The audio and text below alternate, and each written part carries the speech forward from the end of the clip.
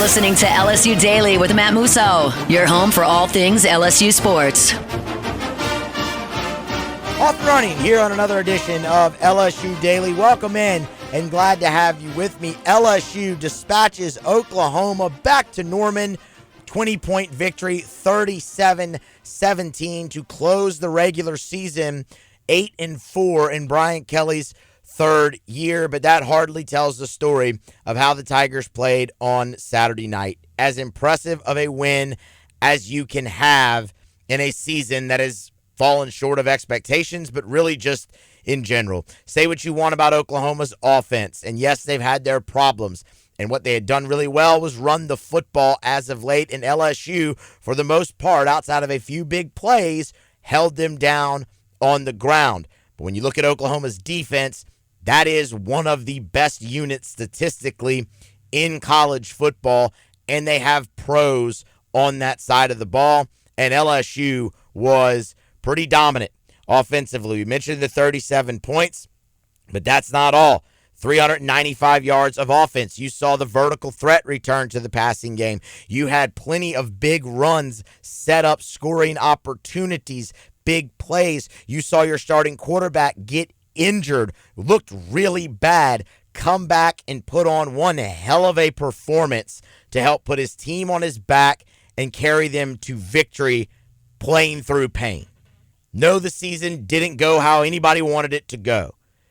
But, man, when you look at what they went through the back half of this season, the 3-game losing streak, losing out on all of your goals, laying an egg at home against Alabama, all of that, to see them come out and play with that kind of fire, that kind of vitriol, that kind of intensity for 60 minutes to finish the season 8-4 is awesome. And it's huge for the program going forward. And Brian Kelly had some very interesting comments post-game that have gotten a lot of run. We'll play it, we'll react. And you've already seen one player enter the transfer portal in Rickie Collins. We'll react. But I do want to spend a good bit of time on the football game because there was a lot in that game Saturday that wasn't unfamiliar to see from LSU in 2024. It had just been a really long time since you saw it. So get subscribed if you have not already. Like, share, follow me on social media at Musso Matthew on Twitter X. You can find me on Facebook, Instagram as well at Matthew Musso1. And with that, let's get started. LSU's first touchdown drive came on their second drive of the game, their second possession of the game. And it was a really good one. Highlighted by the throw over the middle on second down to Kamori and Pimpton. Great contested catch, strong hands, took it to the ground, and set you up there in the red zone. Can you finish in the red zone? That's been a question all season for LSU. Can you finish in the red zone? And you'd seen problems with that, specifically down the stretch, but again, all season. That was their first opportunity on Saturday night, and they did it. And it was a great play, great awareness by Garrett Nussmeier, further showing the development late in the season. And we'll get into that when we talk more about him specifically, but just that play. You have the pressure come off the left side a little bit, and he just takes a few steps out to his right, sees Kyron Lacey wide open, dumps it off. Lacey does the rest and gets you in the end zone. Great poise, great decisiveness, no panic, took what the defense gave him, and it resulted in the touchdown. That's the maturity. That's everything that you want to see from a first-year starting quarterback late in that first year. You have the defensive stand, and unfortunately you have the sack, fumble, scoop, and score on your next drive, and Oklahoma's able to tie the game. And that, of course, is when things started to get hairy. Garrett Nussmeier is obviously injured on the next drive. Sack off the left side and lands hard on his shoulder. And, man, the way he was walking off the field, holding it close, to his body, that's a scene we've seen plenty of times. And it can go so many different ways when you land on that part of your body. When you land, you're pointed just down on that shoulder with someone's body weight completely on top of you. There's so many different things that can go wrong there, and it didn't look good. Like, it didn't. And, you take him into the locker room, and it felt like the air kind of went out at that point because LSU had played really well and was in control of the football game up to that point. Your defense hadn't allowed a score. Your offense had put together a really nice drive and was working on another one. That play happened right around midfield. I think the line of scrimmage actually was the 50-yard line. And it felt like the air kind of just went out of the place when that happens. But that's also where the game started to turn, because the LSU defense responded with a great stop. 3 and out for Oklahoma's offense, only going 4 yards and getting the ball back to your offense in favorable field position. And you immediately get a response. The first play, well, after a timeout, unfortunately, the first play is Caden Durham 50 yards down the far sideline to the Oklahoma 11.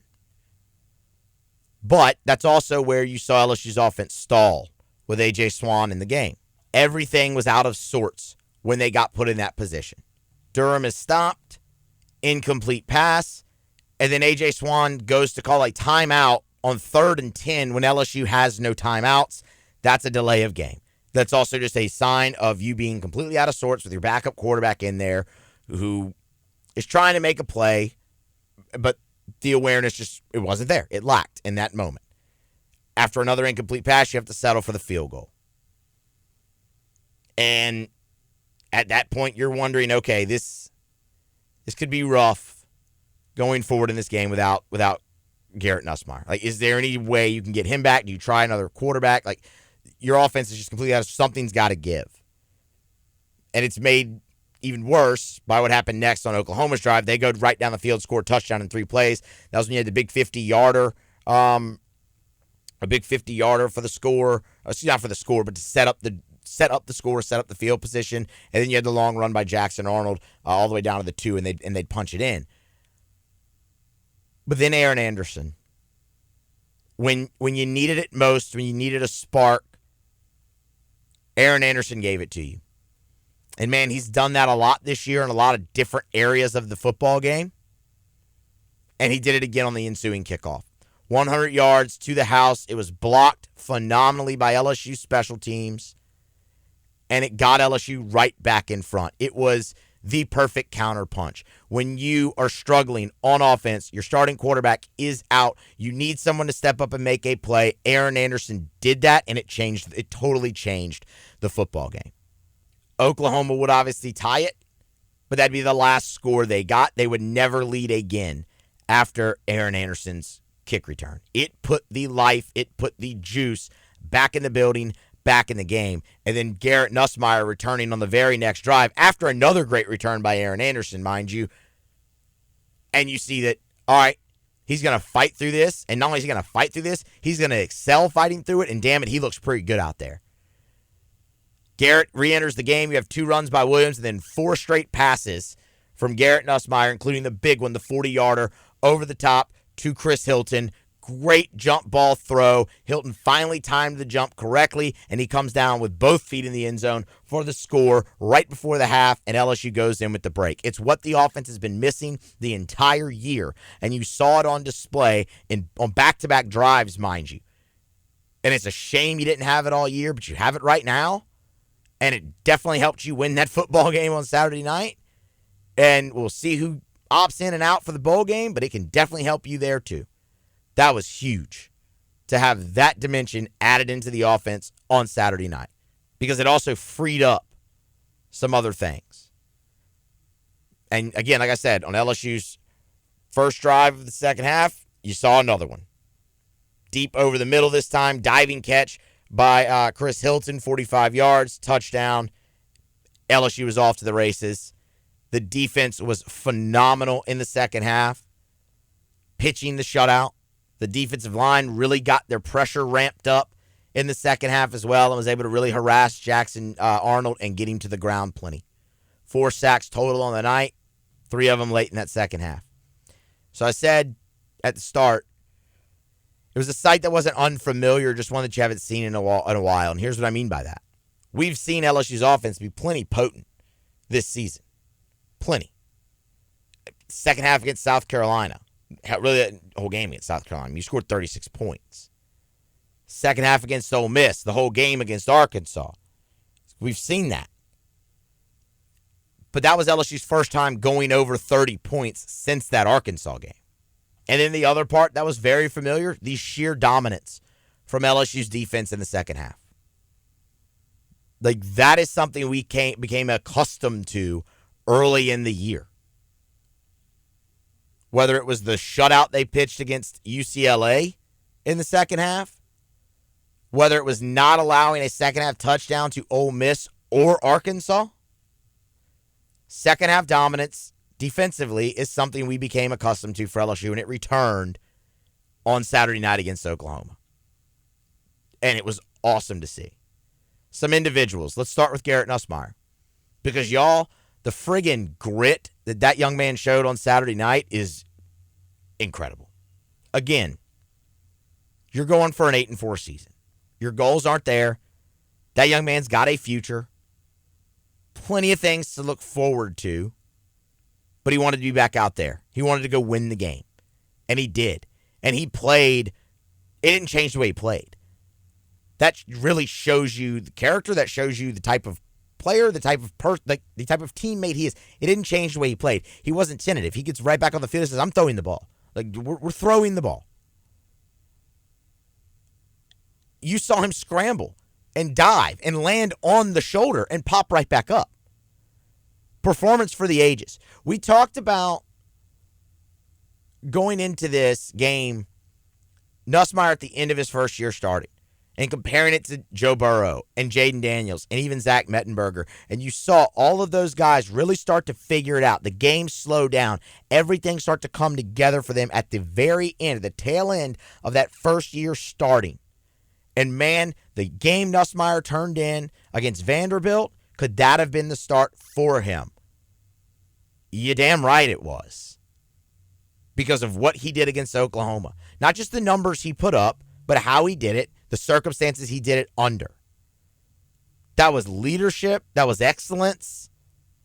That was everything you want to see from your starting quarterback. And he executed at a great rate. 3 touchdowns, no interceptions. He took care of the football. Had the sack fumble, I get it, but outside that, took great care of the football, was very decisive in the passing game, made great decisions, and did it all hobbled. Hats off Garrett Nussmeier. That was freaking awesome. And look, he's got a decision to make. And if that decision ends up being coming back to LSU, which Brian Kelly, by the way, after the game, there's plenty of key players that are coming back next year. They just haven't announced. We'll wait and see who they are. One of them could be Garrett Nussmeier. And if it is, you feel great about him going into next season as your starting quarterback because of what you've seen down the stretch, because of all the adversity that he faced, and having it polished off with being knocked out of the game with the injury and coming back and having the performance he had. Incredible. And that really was part of a much larger theme in the game where you saw growth from a lot of players, a lot of them young guys. Look at Kamorian Pimpton. It's his first time going over 50 yards in a game, first time having multiple catches in a game, and they were big catches. Both of them, big catches. Set up scoring opportunities and scores for LSU. That's a guy that they wanted to get more involved. That's a really good sign going forward. He's just such a mismatch weapon freak show out there on the edge. How about Devon Keys? 10 tackles and a sack. You've seen the snap count go up a lot lately for him, and it's been in big games, in big moments, and he's made a lot of plays. He's missed a few, but he's gained valuable value experience, and to see him close out his first regular season that way with 10 tackles and a sack makes you feel real good about the linebacker room going forward. Whit Weeks, same thing. Like, Weeks emerged as a freshman last season, really burst onto the scene this year, kind of went MIA a little bit down the stretch, was fully back Saturday night. 15 tackles to lead the team all over the place, a sack, 2 TFLs. He looked like Whit Weeks again. Huge. Dominic McKinley. Dom McKinley, 2 sacks on Saturday night from the interior. You also saw him play a little bit outside. Huge for you going forward. You've seen his snap count increase a little bit more down the stretch. Thought he was awesome. And that's a spot where you're going to need guys again to step up next year. You'll get Jacoby and Guillory back, but, man, you can get a force like Dominic McKinley right there on the inside. That's what we all heard about him, right? He's going to make plays from that defensive tackle spot, and he did it. He did it on Saturday night as a freshman in his last game there. So that's massive. Growth, development at the end of a season where it'd have been real easy to phone it in, and they didn't. And they deserve all the credit in the world for that. And Brian Kelly and his coaching staff deserve a lot of credit for that as well. They kept that team together. When everything was against them, when all the goals were gone, they kept them together, and they turned into dynamite performances to close the season. Now they'll await their bowl game, and we'll go forth and see where they play and who they play. And I know no one's going to be overly excited about the bowl game, but it's a chance for more growth for these young guys to get more live action, face live bullets, and go forth from there. A couple more things. Let's talk about Brian Kelly's comments after the football game that have garnered a lot of national reaction, call it. You've heard them, but just in case you haven't, here they are again. Whatever camp you want to jump into, go right ahead. We had 5 freshmen and 2 sophomores on defense today, playing their tails off. So, again, we're taking receipts, and, we'll see you at the national championship. He would go on to say, this team's building, we're really proud of them, all of those things. But what everyone's latching on to is we're taking receipts, and we'll see you in the national championship. And that's being received nationally, how you might imagine, giving the national perception of Brian Kelly. But, and even locally here, even locally, LSU fans are like, yeah, okay, whatever, BK. You just went 8-4 in year 3. That's supposed to be the year. I will tell you what I was immediately reminded of whenever I heard it. We're coming, and we ain't backing down. Ed Ogeron. And you know what? That has become such a rallying cry and did during his tenure at LSU. But do you remember when that was actually said? Because it got the same reaction that Brian Kelly's getting. Ed was mocked and scoffed at and everything. That was in 2017 after you lost by 14 to Alabama on the road in Tuscaloosa. And it also followed in that season, you might remember, a loss to Troy and losing at State by 30. That's where you were when Ed Ogeron said that. You had lost to Troy, lost by 30 at State, and you just lost by 14 to Alabama. And he said, we're coming, and we ain't backing down. And people scoffed at it. And boy, didn't that become prophetic. Because 2 years later, the greatest college football team of all time ran roughshod over the sport. And it was so much fun. I'm not telling you that Brian Kelly saying we're taking receipts and we'll see you in the Natty is going to be prophetic. But what I'm saying is, don't laugh at it too hard. Don't scoff at it too much. Because it damn sure can. I'm not telling you that Brian Kelly will win a national championship at LSU. But do I think that he can? Yeah, I do. I do. I really believe that. Brian Kelly can absolutely win a national championship at LSU. And they've done a great job right now keeping this signing class together. We'll see what happens on Wednesday if you have any late, defections. But, man, it's they've done a fantastic job there. You've had a lot of guys shut things down and say they're coming. So you're going to keep the bulk of it intact. Will you get every fish that you want? No, because that's recruiting. But the other thing he said there is very true. Having all those young guys on defense playing their heart out and making plays. Y'all, we just talked about it. The growth. The growth that you saw. That's huge for the future. So, yeah. I don't blame him for being confident and saying something like that. That being said, he's tied with that now forever, for better or worse. But so is Ed Ogeron when he said, we're coming. We ain't backing down. And boy, they did. And it was actually in two very similar situations that the head coach said those things. Food for thought. For better or worse, he's tied to that quote forever, and it will continue to be brought up. Okay, last but not least, Rickie Collins enters the transfer portal on Sunday afternoon, Sunday evening, maybe even in that regard.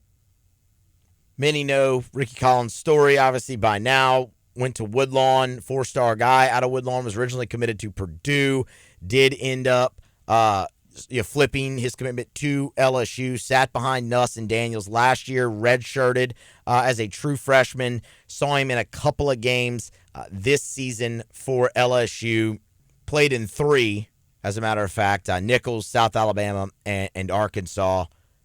But when you look at his situation, this move makes a lot of sense. He's already burned the redshirt year, so he doesn't have that extra year to play with anymore.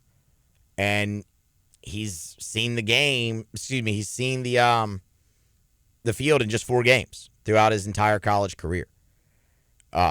It's a tough spot, right? I mean, it's a guy who's dreamt of playing at LSU his whole life, Baton Rouge kid, as we said. Gets that opportunity, flips from Purdue, originally committed, flips from Purdue, and sits behind a Heisman Trophy winner. And then you're sitting behind, also the heir apparent with that. And look, it's easy to see why he stays even through Nussmeier, because there was thought that Nussmeier could end up going pro after 1 year at LSU. And again, we'll wait and see what that decision is. But now that's obviously less clear. There's not as clear of a path to the field for you if you're Rickie Collins. You have the talent and the ability to play power conference football, as you were, again, already committed to a power school before flipping to LSU. So that's out there. And you go take the path that's best for you and your family. And that's what Rickie Collins has done. And you wish him all the best, man. Again, it's a Baton Rouge kid who came to LSU. It didn't work out. So he'll go forward to the next step in his career and his development, and it'll be somewhere other than Baton Rouge. For LSU, this doesn't really change where you are at the quarterback position, because you were going to go into the portal anyway and get somebody. You're still just waiting to kind of see what that somebody is going to be. Is it going to be a no doubt day one starter because Nuss decided to leave, or is it going to be an experienced backup like you did with A.J. Swan? Again, either way, you were doing that, so this decision by Collins doesn't change the outcome for LSU or the outlook for LSU at the position, but it is just the first shoe to drop portal-wise for LSU, and there will be more, because that's the day and age of college football. There will be more. Rickie's just the first, and it's significant because of who he is, where he's from, and the position that he plays. So we wish Rickie Collins the best as he continues his college football career at his next stop. All right, that's going to wrap it up for today. Y'all be sure to subscribe, share, follow me on social media, all those things. We got a busy week coming up. More LSU men's hoops. They play Florida State on Tuesday night in the PMAC. National Signing Day for football. The early signing period kicks off on Wednesday. We'll have plenty of coverage dealing with all of that as well. So keep it locked here. All your LSU news, LSU Daily. Appreciate it. Be here next time.